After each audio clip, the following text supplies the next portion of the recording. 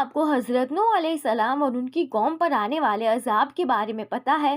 نہیں نا، تو کوئی بات نہیں، آج ہم اس ویڈیو میں اسی قصے کو بیان کریں گے، کیونکہ یہ کہانی ایک نبوت کا سفر ہی نہیں بلکہ ایک صبر، استقامت اور اللہ کی قدرت کا عظیم ثبوت ہے۔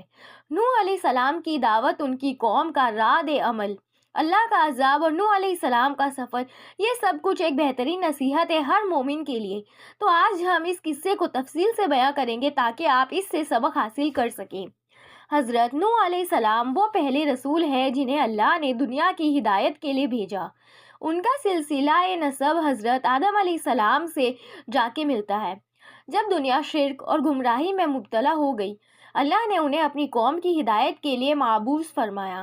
ان کا دور حضرت آدم علیہ السلام کے بعد کا تھا، جب لوگ صرف ایک اللہ کی عبادت کرنے کے بجائے بت پرستی میں مبتلا ہو چکے تھے۔ لوگ بڑے بڑے بت بنا کر ان کی پوجا کرتے اور اللہ کو بھول چکے تھے۔ اس حالت میں اللہ نے حضرت نوح علیہ السلام کو نبوت عطا کی۔ حضرت نوح علیہ السلام نے اپنی قوم کو اللہ کی طرف بلانا شروع کیا۔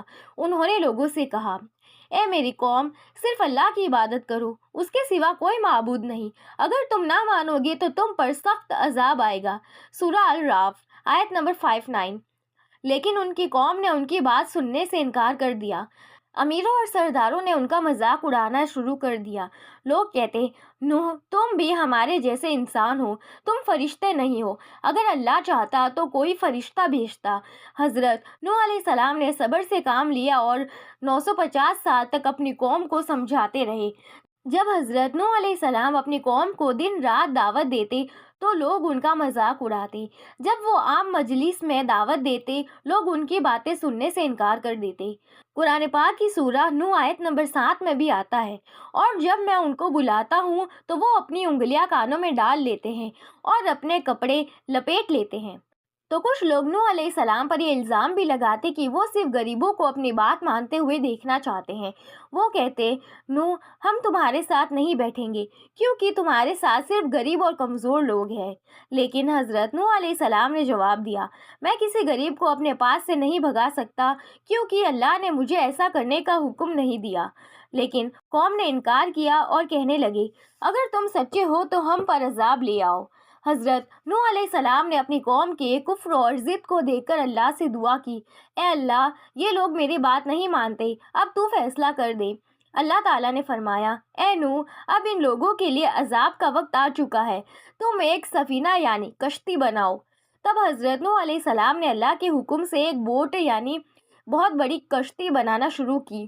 جب وہ کشتی بنا رہے تھے تو وہ لوگ ان پر ہنسنے لگے اور کہنے لگے، نوح، تم پاگل ہو گئے ہو، یہ کیسی کشتی بنا رہے ہو؟ لیکن حضرت نوح علیہ السلام نے جواب دیا، آج تم ہنس رہے ہو، کل تم پر عذاب آئے گا اور تم رویا کرو گے۔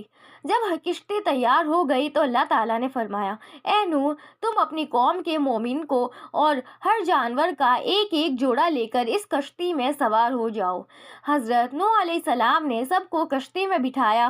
اس وقت صرف چند لوگ ان پر ایمان لائے تھے۔